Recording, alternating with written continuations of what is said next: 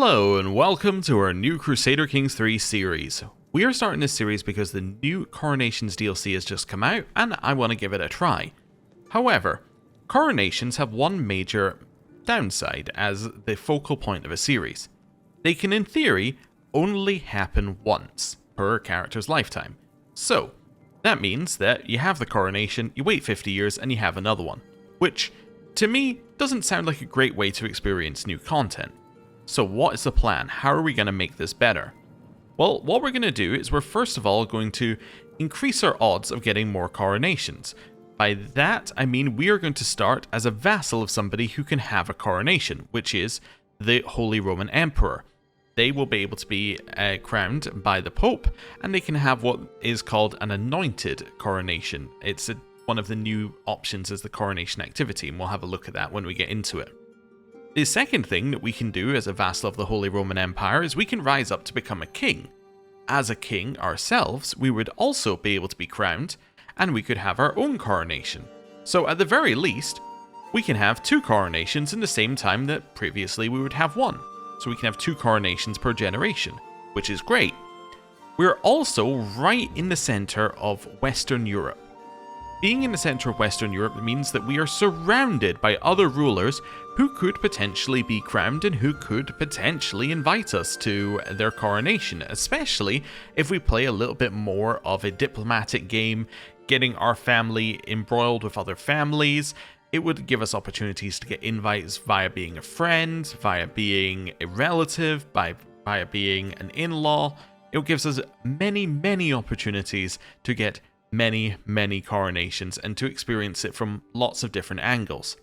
And that's basically the plan. We're going to play a little bit of a diplomatic, a little bit of an intrigue game, right in the center of the Holy Roman Empire as Count Otto II of Rothenburg, who is of the House Babenberg. You may know the House Babenberg because, well, they're currently, at the start of the game, the people in charge of Austria over here. So, we already have family members who hold a significant amount of land, and it could be part of our goals to try and help them with that. Maybe try and expand their land a little bit. How exactly are we going to do that? I'm not entirely sure, but we'll look for opportunities and we'll jump on anything that we can do. So, let's start a game and see how things go. Right, so this is us, Count Otto II of Rothenburg. Count Otto is not particularly impressive. He's wrathful, gregarious, and content. He's quite happy living his life here in Rothenburg. We're going to potentially look to expand a little bit. He is pretty good at fighting. He's pretty good at stewardship, at least for a starting character. And he's alright at learning. We have a few different things that we can do here. It's not so good at prowess, but that doesn't matter too much. Apparently we're also our liege's marshal, which I think gives us a bonus, right? It does. Okay. It gives us 2 prowess, which we saw. Army gold maintenance goes down by 10%. We get 10% more levy size, and we get monthly martial lifestyle experience, which is great because we have a martial lifestyle, which is already giving us a bonus. We can get quite a lot in the martial lifestyle. That seems pretty good. We have 4 children. We have Otto von Babenberg. I guess I can, skip the von Babenberg because, well, all of them will be von Babenbergs. We have Eckhard, Bernard, and Arnold. So we have 4 sons, which at the very least means our succession is very secure.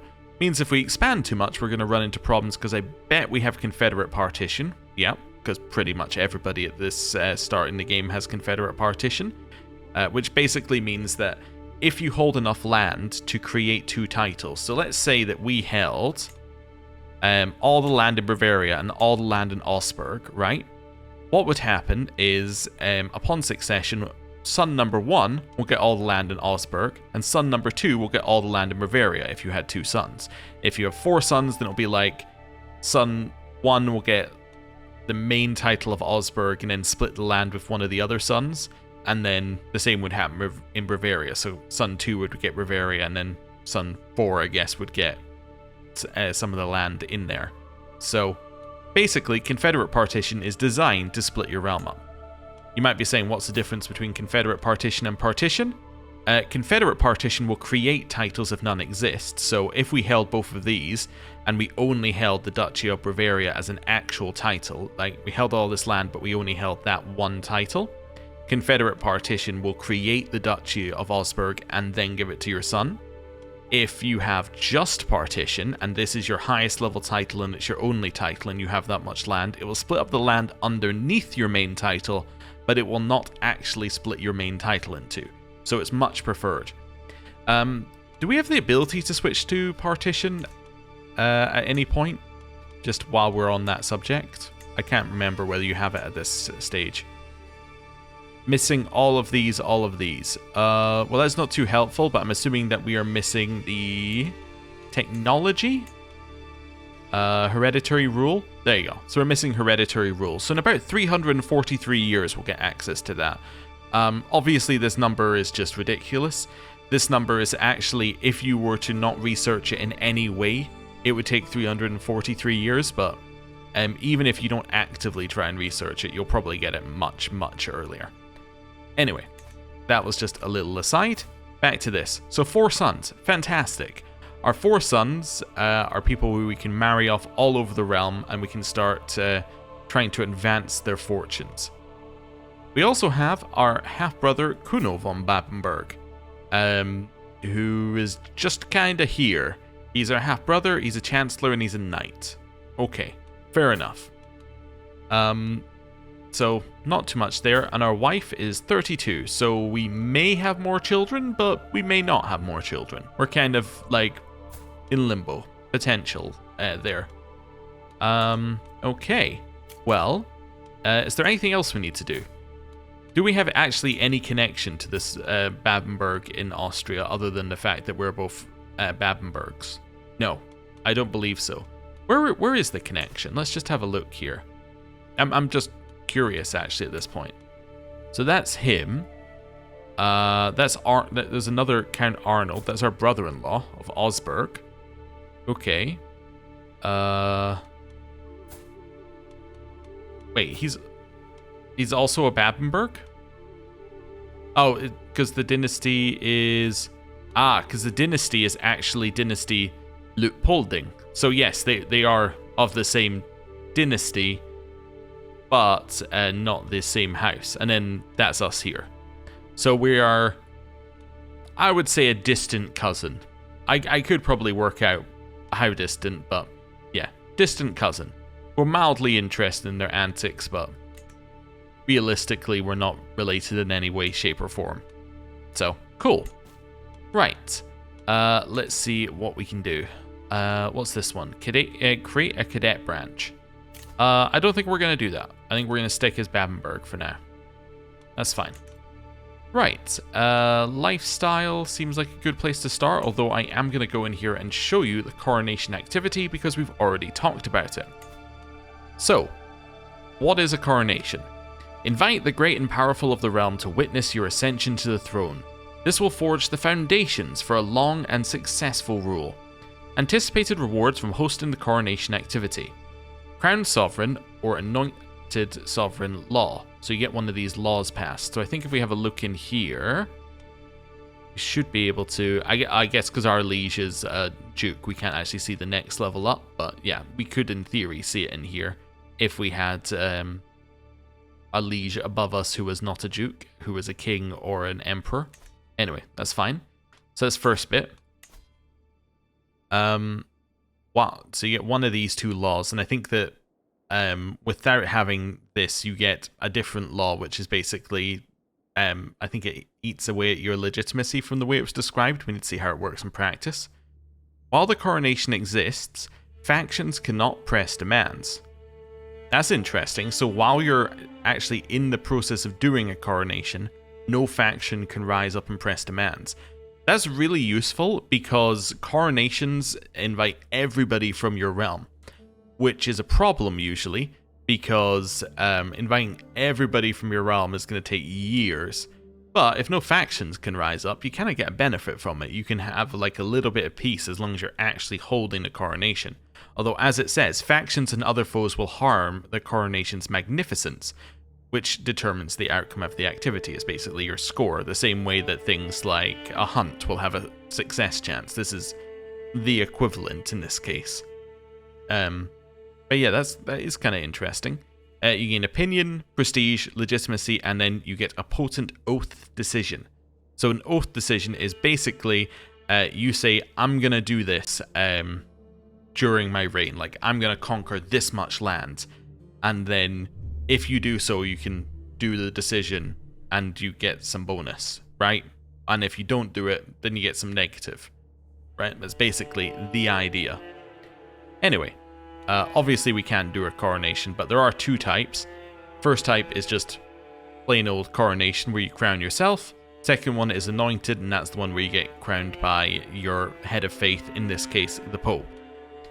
And that's about it for coronations in terms of the mechanics. So there you have it.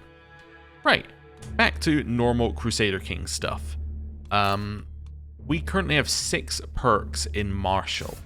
So I also, during this playthrough, want to do what I'm going to call activity maxing. I've noticed that I basically just do the same 5 options in activities over and over and over again. And I want to see some more things in activities. I want to see some more options. Maybe if you go down a certain path, you can get a different event that leads to something very good or useful. So I want to try doing activities and seeing what other stuff we can get. So I want to do things that are going to maximize our opportunities, which basically means I need to do something that makes us earn as much money as possible, because the more money you have, the more activities you can do. So anyway, let's go in here. We have done a lot of Overseer. So Overseer gives us natural dread plus control growth, control territory defender advantage, so if somebody tries to attack us, we're good. Enduring hardship, same kind of stuff. The plague resistance is kind of nice, I suppose. Increase control and county progress gain, so kind of in the same vein as this, we can increase control very quickly. Factions are unlikely to fire, although because we're a count, we're unlikely to have any factions that will actually be a threat to us. Soldiers of lesser fortune, so mercenaries cost 30% less. That's very interesting for us right now, because it gives us an opportunity to greatly increase the size of our army, like over the base size of our army. Prepared conscription, so this one is army gold maintenance goes down, friendly territory levy reinforcement rate goes up. That's kind of nice. It makes wars a little bit more attractive to do because we need to be a little bit less prepared for them. Absolute control enables absolute control for counties. So what this will mean is that we get an extra bonus on top of our bonus for being at 100 control, right? So we get a bonus to taxes and levies, which is quite nice. And then Overseer, we get Martial, Stewardship, Control Growth, and Plague Resistance. Do we want to continue going down this path? I think I would quite like to get to Overseer, because it's like we've got a lot of the good stuff in here, and there's a lot more, like Absolute Control plus Overseer in of themselves are very good lifestyle traits, so I think we should do that. But the other reason why I want to stick in Martial is I want to go down this path. I want to get Courtship into Promising Prospects. I don't know if we need Loyalty and Respect there, but Promising Prospects I think would be really good if we're gonna try and marry off our children into good marriages. I think this is something that's going to be very, very good for ourselves. The other things that are interesting for us that might be worth going towards are things like Intrigue. Obviously, if we're going to try and do a little bit more of a diplomatic intrigue game, getting things like Truth is Relative to get some more secrets and stuff, and to get some hooks might be good. Kidnapper, like Schemer, things like that are very, very, very good. Which one is it that I was looking for? Might be Swift Execution. Yeah, I guess it's a job done right and swift execution. I was thinking things that let you murder people more. I guess it's job done right was the one I was really looking for here. Like, I think that this whole schemer thing could be very useful for us. And then on doing activities, obviously Wanderer is great for that because you get lots of bonuses for traveling, which you will have to do as you do lots of activities. So we could potentially travel a lot, get a lot of bonuses from traveling, which we can then turn into all sorts of other bonuses. Like we can get where is it in here? There's all sorts of little options all over. And we get domain taxes from that, which is quite nice. Yeah, so you can get bonuses for going to point of interests, which I think would be probably our best way of doing things. So something like Voyager, I think, would go very well. Mercenary contracts would be very, very nice, especially given the fact that we have this 30% off here for mercenary hire cost, so we could further decrease the cost of mercenaries, which seems that that could be valuable if we can get a little bit more money than we have now. So, yeah, lots of stuff. Anyway, I'm going to choose one of these. I don't know if we need the attraction opinion. I don't think that matters to us. The advantage matters quite a lot because we'll probably be the one leading our armies. Authority focus would be fine if we're going to conquer some land, because if we want to conquer some land, authority plus serve the crown means that your control growth will go up very quickly, but we can always pivot if we need to. And then just flat martial is also alright. I'm going to grab chivalry. I think the extra advantage will be good if I'm thinking we're going to lead armies. Also, if we're going to lead armies, we want to grab stalwart leader as soon as possible, because we want to get the reducing the risks of commanding armies bonus from it. So, that's the plan. Anyway, let's see what we've got. So we got a castle. How much is it going to cost us to upgrade things? So like 150 to 100, or like 100 or 150 basically to get a bonus of some kind. Actually, if we're going to do a lot of activities, we should also have a look in here for things like hunting grounds, which will increase the hunting success chance. Like anything we've got in there, like farms and fields, reduce the cost for hosting feasts. That sort of stuff will become very valuable if we're going to hold a lot of these. Does that cost reduction go down at all, or is it just 10%? Oh, it's just 10%. Okay. Sorry, I should have said, does it go up at all? Does it reduce the cost anymore, I guess is what I was trying to say. But no. So just taking one level in that reduces the cost of hosting a feast. So how much does it cost to host a feast? If we were to just, you know, want to do one. Feast, I'm not actually going to host a feast. I just want to see how much it would cost. Let's say we were going to host the biggest feast that we can. So if that cost you 100 gold per feast, right? To host one. Right. And then farms and fields is going to save you 10% per feast. And then this is only at this is only at our current costs. That means that after 15 feasts it pays for itself. However, if we have a look at tech in here, you'll see that right now, cost of activities only has plus 25% on here. When you go up to the next one, it gets an additional plus 25%, and it starts ramping up quite a lot in terms of cost. So actually, getting that pretty early could pay for itself quite quickly, depending on how many feasts we do. So it's worth thinking about. Anyway, we don't have the money for it right now at all. Do we have any claims? No. Do we have any reason to declare war upon anybody? No. So, it may be worth us looking at our fellow vassals and figuring out if there's anyone who we could declare war against. Anyone who I'm looking at and thinking, actually, there's an opportunity. I'm looking at this count here who holds a singular piece of land. They're my ideal target. Yeah, so how many troops do we have? We have 554, and they have 562. So they are almost exactly equal to us. I think I'm going to have a look at them. And by have a look at them, I mean I'm going to tell my suffragan bishop, who's actually pretty good. He's got 18 learning, which is good because we can't replace him. I'm going to get him to get me a claim. Yeah, I think that'll be good. How much does a mercenary army cost? About 100 gold, so it's just a little out of our range, especially as we're going to have to pay for this claim. Okay. We have a couple of men-at-arms as well. We have 200 pikemen. What's your men-at-arms situation? So you have 200 armored footmen and 100 light footmen. Now that's pretty bad for us because they counter our pikemen, actually. Okay, is there anyone else who looks weaker? Frontenhausen might look weaker. Let's see how... So they got 200 pikemen. Actually, you know what? Just because of the men-at-arms situation, I'm gonna aim for these guys. Because although they're a little stronger, right? All of their strength is in levies. These guys might actually have a stronger army because their army is in men-at-arms, right? So they only have 261 levies, which are pretty bad. They have a huge number of men-at-arms. Well here, not very men-at-arms, ton of levies. They might be easier to take down if we were to grab a mercenary company, because a mercenary company is going to give us a significant amount of extra levies. Not extra levies, extra men-at-arms, which will then, give us the advantage. That's at least what I'm thinking. Anyway, we are missing a personal physician. Let's put one of these guys in here. So, personal physician. I don't know why it sorts by rank as their default, and right now, they changed this a few patches back. It makes no sense at all why you would ever want this sorted by rank, because obviously you would want it sorted by aptitude, because then it tells you who the best person for the job is. Like, sorting it by rank is just kind of weird. Anyway, aptitude. We could also have a look at trying some of the automation in this playthrough.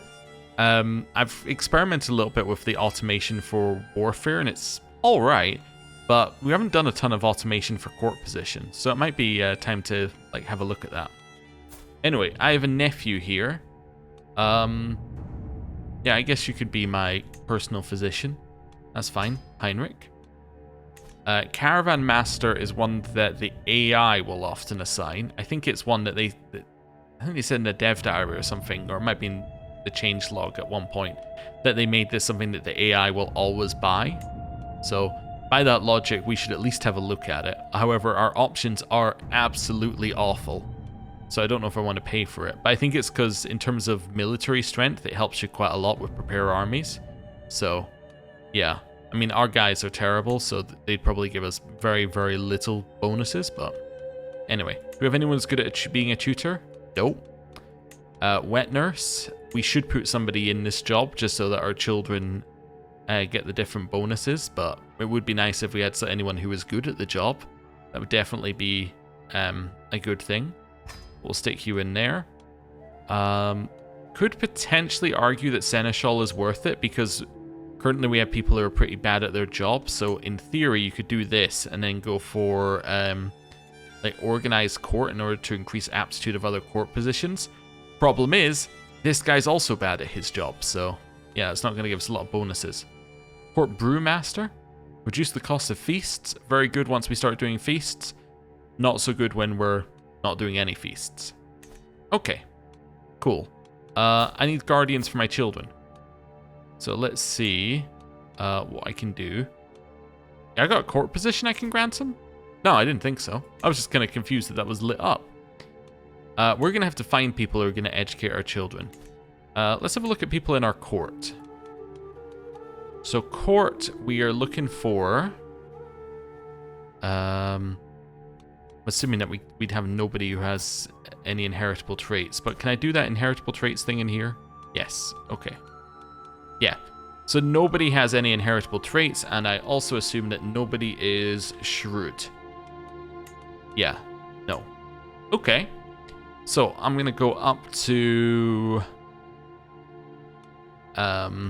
let's start with my vassals. Aha! My vassal, Mayor Wenzel, is intelligent, so he can potentially educate some people for us. We just set him up on the side here, so we could get him to educate some people.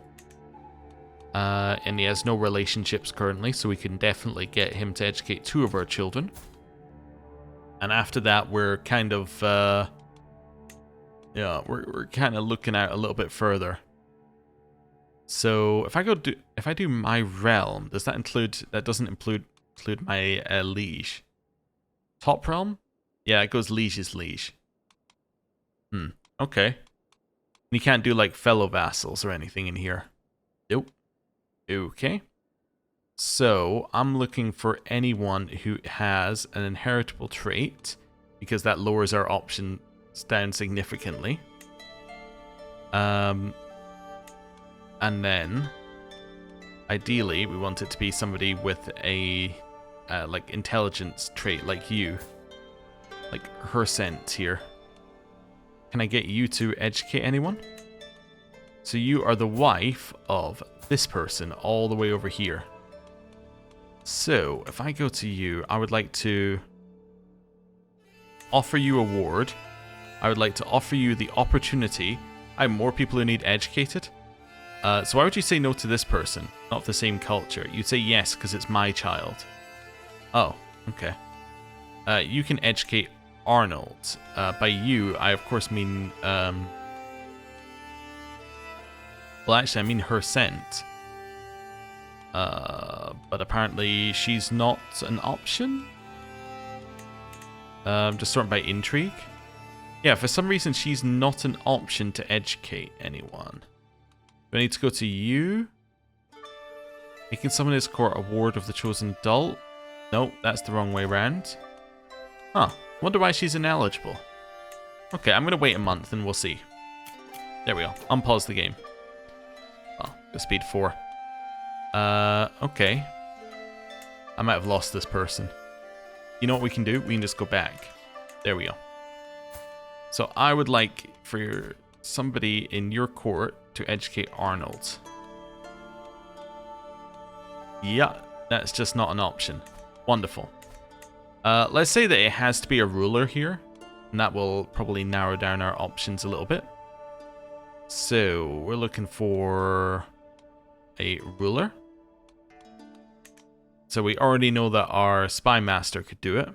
So in fact, our spy master, I'm just going to tell you right now, you're going to educate my son Otto.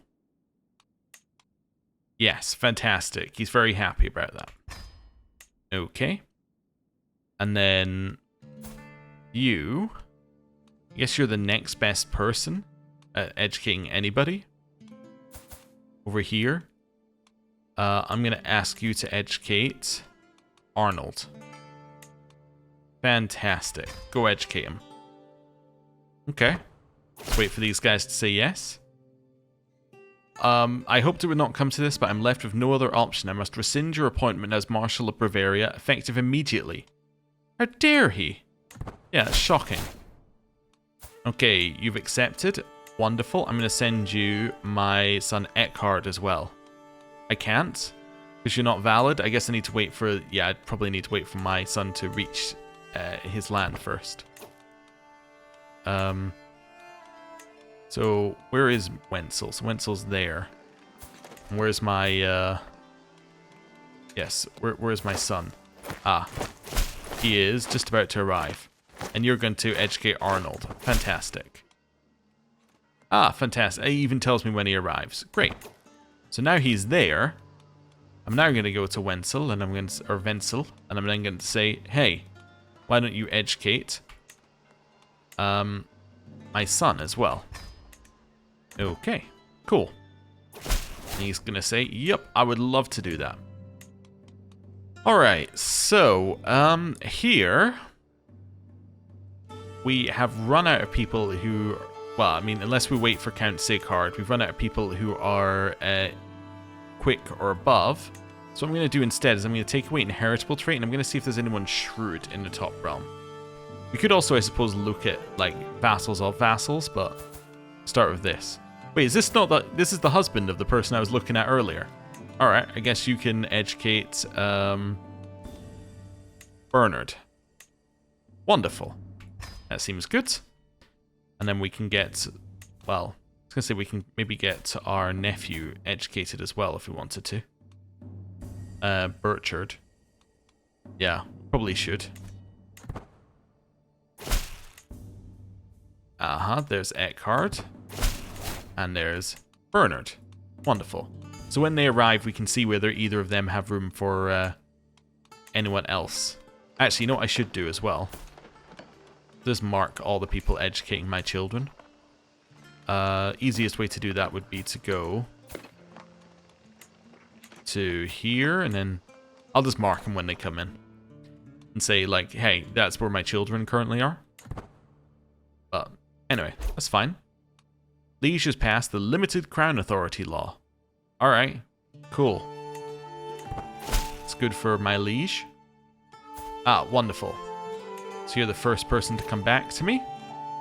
How would you feel about educating my nephew?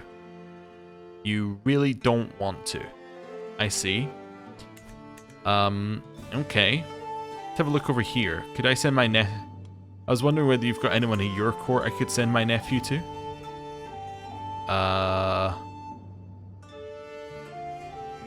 Nope. Definitely not. Let's have a look at some of our fellow vassals here. I guess I could look at non-landed again. See if we can find anyone who would educate my my nephew. Let's just go all inside diplomatic range. All, well, I kind of want like within our top realm actually. Yeah, let's go top realm. Let's say they have inheritable traits.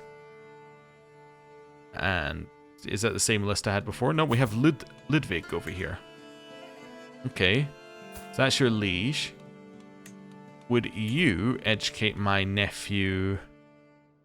You just say no in general. Oh, but I can ask. Okay, so I can ask one of the other ones. Oh, that was just no for him educating. Okay, I would like you to educate my nephew, and you will say yes because you're very happy to do it. Wonderful. Okay, that's good. So he is now set out. Wonderful. Let's wait for these guys to arrive. So Bernard has arrived. Great. And then my nephew has also arrived. Wonderful. So that's where all the children are currently. I don't have a court tutor. Should I have one anyway? It would potentially allow us to have children at court skills increased. You are pretty bad at the job, but I am going to hire you and I'm going to get you to do this as well. Just for the chance that something happens. So, we'll do that. Okay, cool. And now there's not an awful lot for us to do. Basically, what we're doing now is we are waiting, if I can click on the right button, we're waiting 9 months for this to trigger.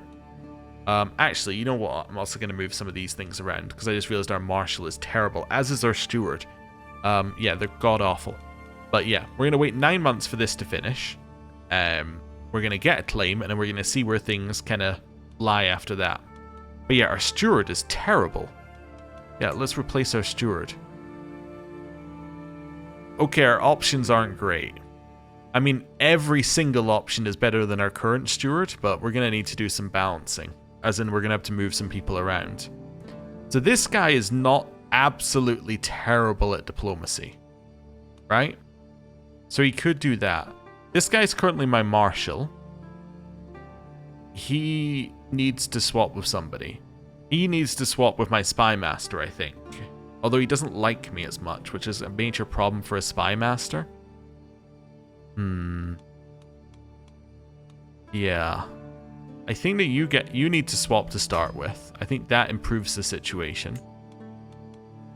I think that you could swap with this guy, which would get us a marshal who has 7. Marshal who has 7 marshal. And it would mean that our spy master doesn't absolutely hate us. I think that has to be our best option, yeah? Yeah. Okay, so I'm going to swap you two. They absolutely hate us. I mean, he's still +4. He doesn't hate us, but he doesn't like us as much as +47. Right, that's pretty good. +4 is not. And I'm going to get you to increase fellow vassal opinion or domestic affairs. I generally go domestic affairs, but I guess fellow vassal's fine, given I don't have that many subjects. I have 1, in fact. Here, I can either get him to organize our army to reduce our raised army maintenance, or I can get him to train commanders. I'm going to train commanders. I think that seems pretty good. Chance of finding new commanders. If we get one amazing commander, it becomes worth it. All the side effects are pretty bad, though, actually. Yeah. Oh, well. That's the problem with him having 7 marshal, basically. And then steward. We could increase development in our capital, but we're not really building anything right now.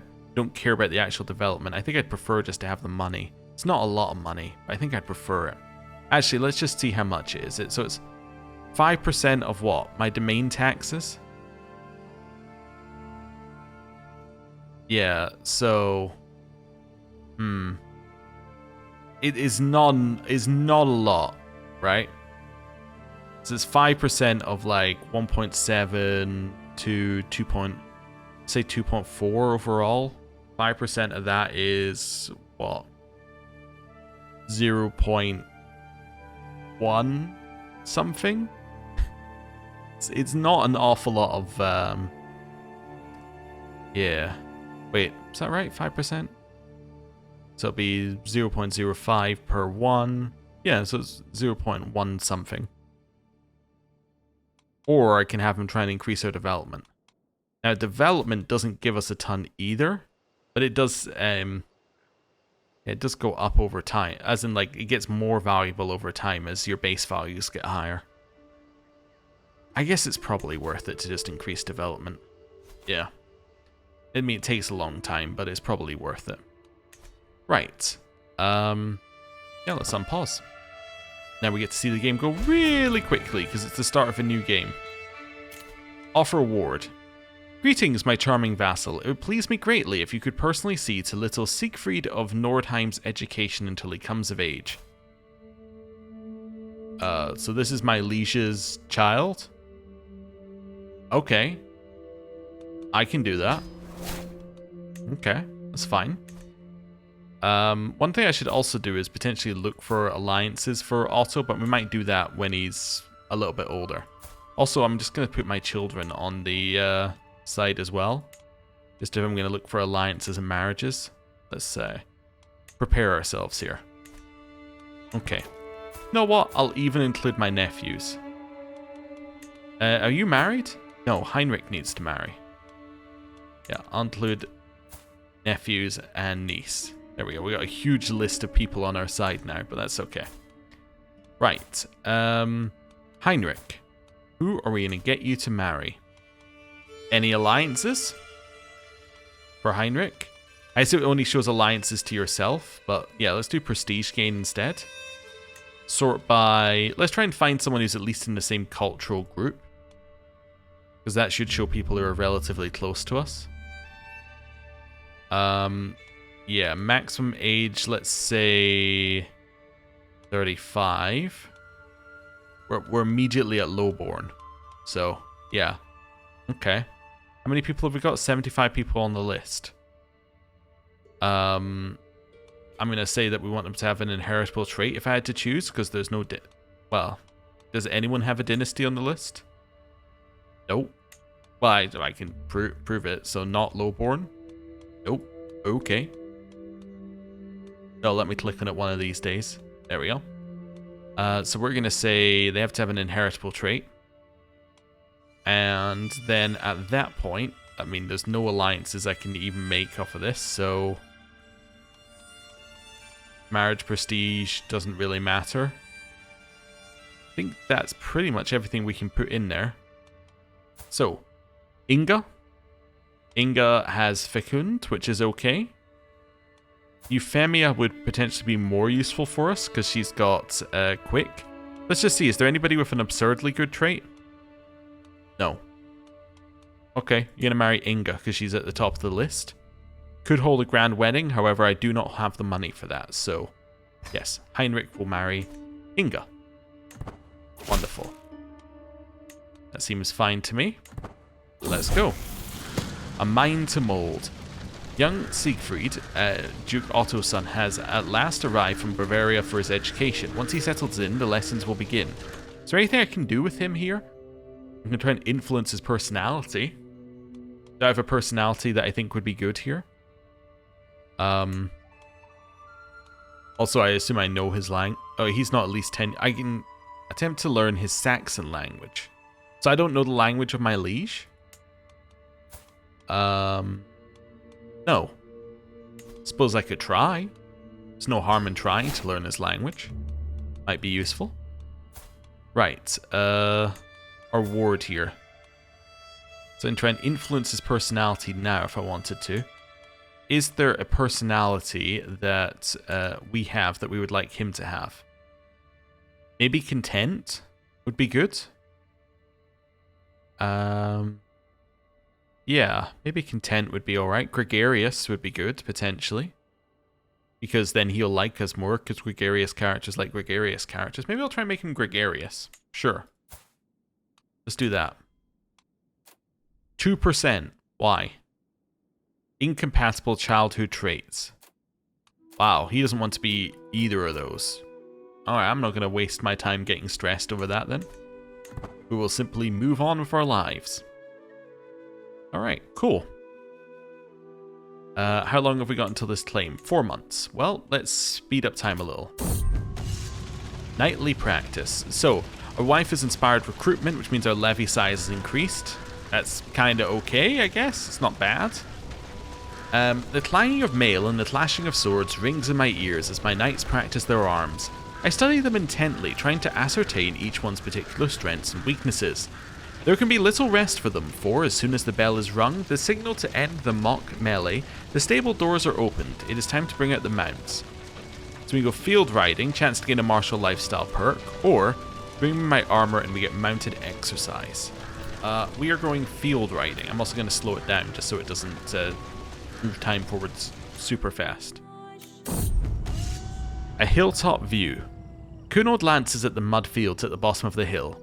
Those could serve as the outline of an enemy army, he says.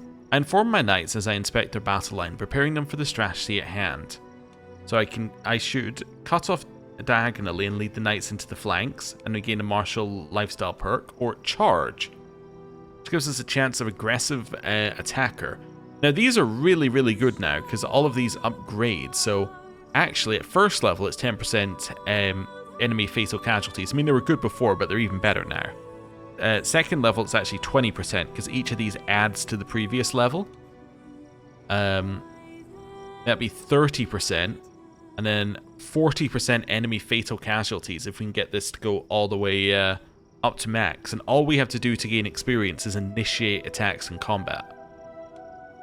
But it's only a 60% chance we get that versus the lifestyle perk, and each lifestyle perk takes us, let's say, 2 years to do. So effectively, this is save 2 years, or get aggressive attacker.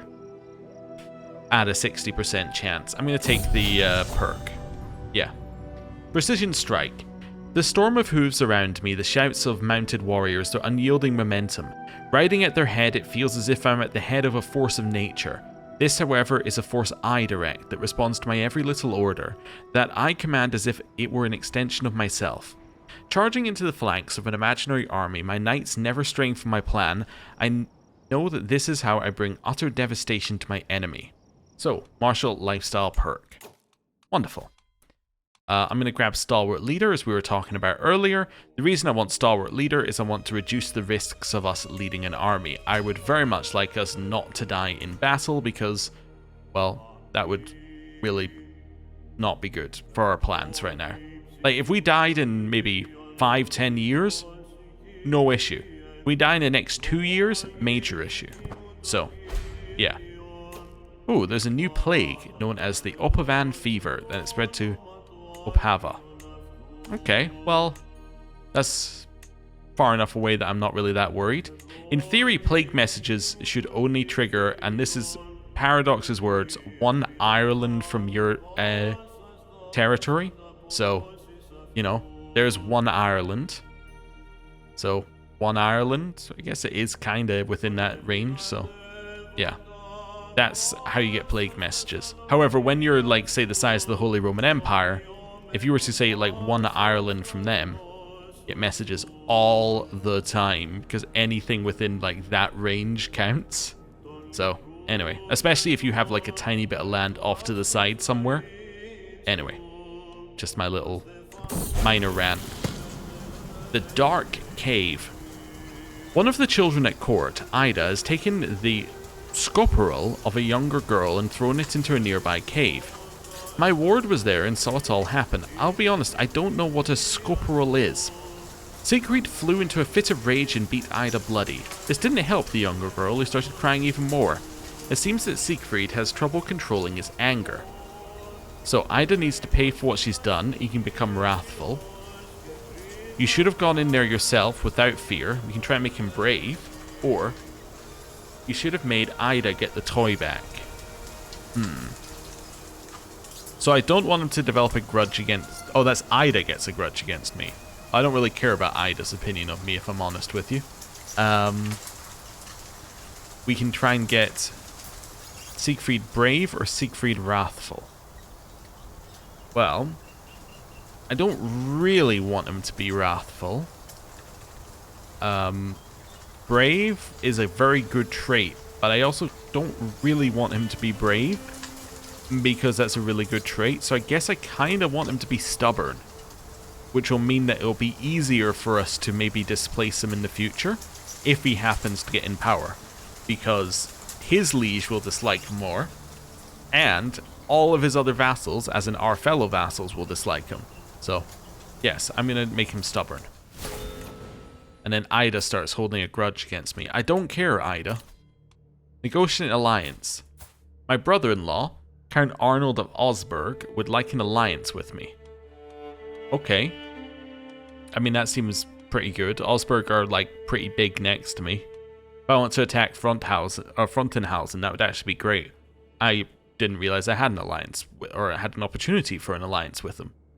I should say yes. There's really no reason not to. Yeah, let's say yes to that. Also, one thing I should do is I should potentially marry off any courtiers I have who are potentially like in a position to marry. So let's go court. I don't care about inheritable traits right now, but I mean that doesn't matter. Court. They need to be an adult, and they need to not be married. Okay. He can't marry because he's a bishop. Everyone else can marry. So my half-brother... Oh, my half-brother isn't married. Oh, well, obviously you should marry. This is the same... Yes, this is the exact same like stuff I had set up before. So that would get us an alliance with the Count Sieghard of Kaiserslautern, who is currently educating my son. And that would get us an alliance with him. Yeah, you know what? I'm in. We're allies now. Yeah. My 36-year-old half-brother will be betrothed to your 9-year-old daughter, and everyone apparently is okay with that. So, let's do that. Euphemia. You are going to marry. Now, you could marry Mira Wenzel. She's currently my wet nurse, though. Although, she won't necessarily be, because in theory, Gunbert will, yeah, in theory, he will marry somebody, who could be our wet nurse. Could also matrilineally marry her off. Wait, she can matrilineally marry my mayor? That's weird. I would like my mayor to marry, because I would like him to pass on the intelligent trait. So actually, I'm not against doing this. So I'm going to do that. She'll leave my court, but that's perfectly acceptable. Guntbert. There's nobody who you can marry who has an inheritable trait. Nobody. Okay. Well, in that case, well, at least with Central Germanic heritage. What if I go for all? Nobody will marry you.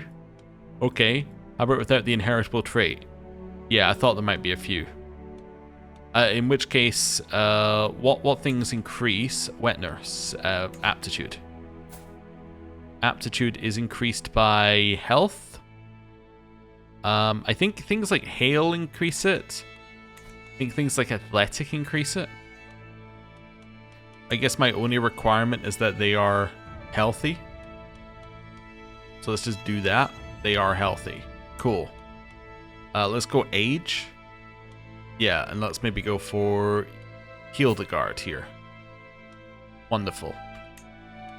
Right. Fantastic. And then Tassilo here. Now, he does have a name, so there might be more options. Have I seen Euphemia before? I have. I think I saw her wandering. I'm definitely going to get her into our court. Yeah. Let's get that marriage going. So we now have an alliance with Count Sieghard of Kaiserslautern. Wet nurse position is vacated. But now some more marriages are going through and we have more people who are available. And there's another marriage. Okay, so they're all poor, but it's all just... they have good health. I guess Inga will be my new wet nurse. I have average seneschals now. So, what are we reckoning? I might give like 4 bonus here. Do I have a better tutor now? I do. Okay. I'm going to replace you with Euphemia, who is, by the way, quick. So she would be an okay backup guardian for the children at court as well. Because if there isn't a guardian, she acts as a guardian, right? But because she has the quick trait, that means that they're getting that bonus from their guardian, which is good. Yeah, Hildegard could do this job, I suppose. Yeah, I'm okay with that being where it is right now. And then, yeah, Suffragian Bishop there, which was the only other person who's like at the same level, but nobody's better. Caravan Master, we're up to poor, but we're not up to like a really good level yet. Okay, cool. Let's wait and get this hook, shall we? How long till the hook happens? 19 days. Training a warhorse. As I inspect the stables, my gaze is drawn to a stallion kept away from all others. He throws his head and stomps his hooves, displaying his powerful hindquarters and well-arched neck. The creature has the best of conformations and the worst of tempers. I've never seen such a warhorse before, but the stablemaster insists that he is impossible to train. Well, I'm not one to back away from a challenge. Such a fine steed will fetch a hefty price, or my stablemaster will learn a lot from training him. So this is interesting, because obviously the martial perk is good, but 50 gold is so good at this point. And horses are expensive. I'm going to take the 50 gold. It's worth, like, we're getting 1 gold a month, basically. That's 50 months worth of income. Yeah, I will take it. And we will immediately use it to pay for my claim on Gessenhausen.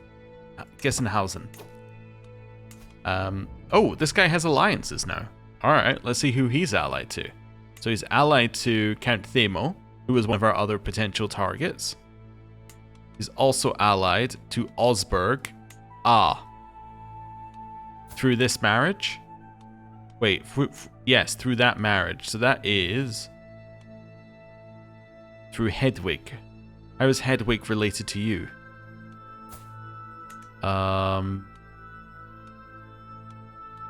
That's a good question. How is Hedwig related to you? Let's do this.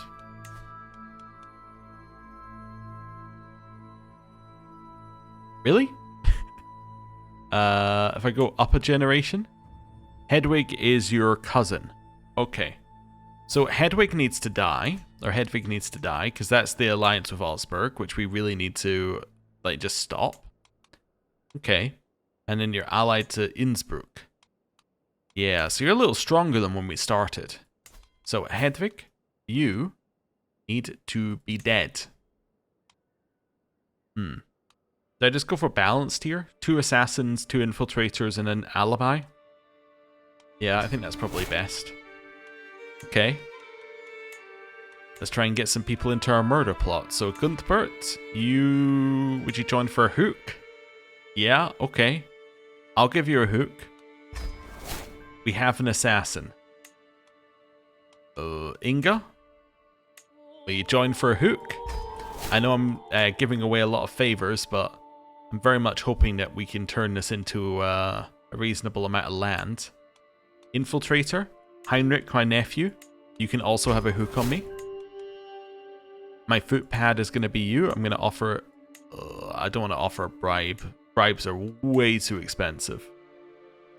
Mathilde? No. My wife will join. Okay. Thank you, wife, for supporting me in this endeavor. Herman would give us 9 secrecy. It's not a lot. And he wants a lot of money for it. I think, unfortunately, we just do it without the alibi, which is not great.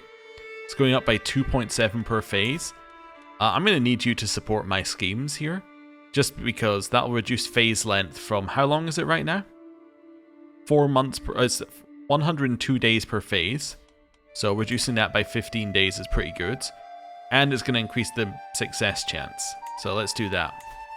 So we start at 18% now. It's not increasing the growth at all yet, but it is making it 87 days per phase, so at least we'll get 2 of these done. So that'll put us at like... It's going to put us at like 24% when secrecy drops, but hopefully we get an event in between. I mean, she really does need to like die though. She's very awkwardly being here, so... Yeah. Anyway. Let's do that, and then I'm going to end the episode there. Thank you very much for watching. If you enjoyed this episode, please consider leaving a like, comment, subscribe, the things that everybody tells you to do, because it really helps with search ranking, and it mostly helps on the first episode of a series, which this is. And let me know if you like the direction the series is going. Definitely aiming to make this one a lot more intrigue and diplomacy based than a lot of our other series, which is going to be a change, but... hopefully it'll be a change that encourages us to try some more different tactics in the future by forcing myself to use them now. Anyway, thank you very much for watching. I'll see you next time. Goodbye.